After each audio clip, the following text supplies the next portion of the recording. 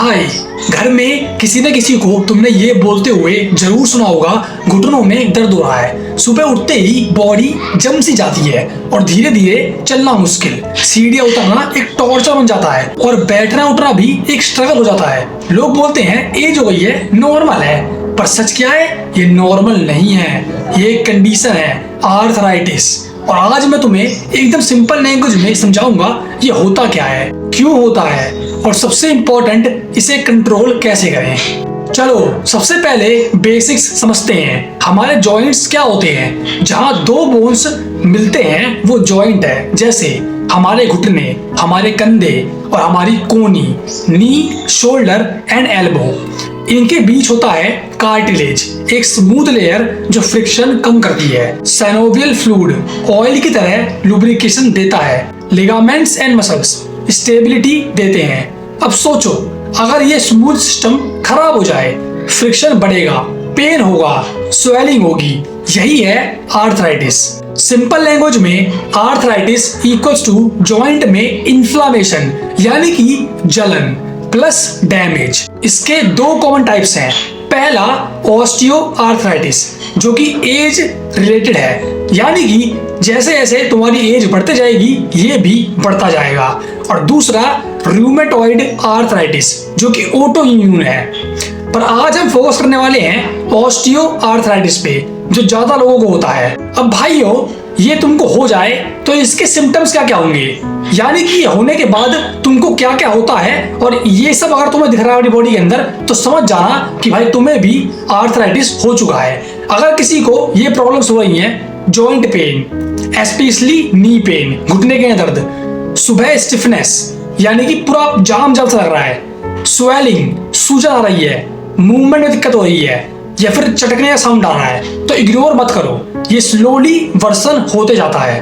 भाई सबसे बड़ी प्रॉब्लम क्या है, लोग इग्नोर करते रहते हैं, थोड़ा दर्द है, चलता है यार ये तो। फिर क्या होता है, कार्टिलेज और घिस जाता है, जॉइंट और डैमेज हो जाते हैं और सर्जरी तक बात पहुंच जाती है।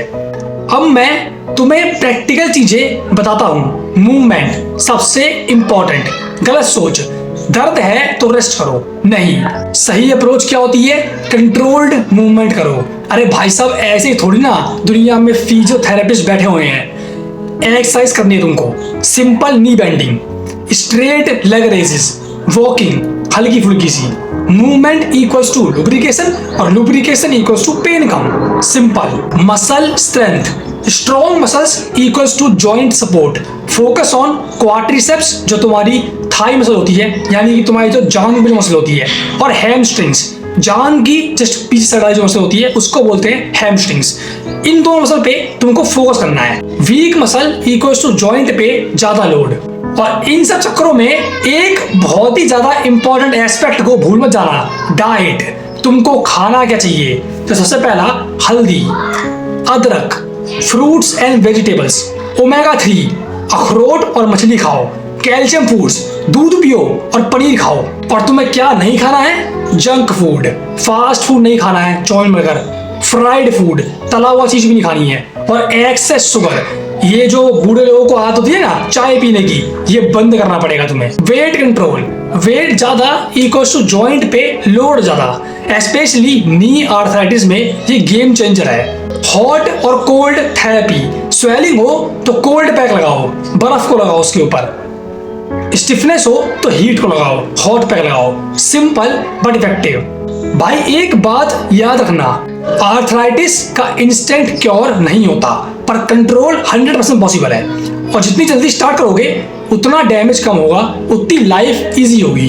अगर तुम्हारे घर में कोई है जो बोलता है घुटनों में दर्द हो रहा है, तो उन्हें ये वीडियो जरूर दिखाना, क्योंकि पेन इग्नोर करना सोल्यूशन नहीं है, समझना ही पहला स्टेप है। और हाँ, अगर तुम्हें ऐसे और वीडियोस चाहिए जहां मैं सिंपल लैंग्वेज में बॉडी और हेल्थ को समझाऊं, तो कमेंट में बताओ। मैं मिलता हूं तुमसे नेक्स्ट वीडियो में, तब तक के लिए अपना और अपनों का ख्याल रखो।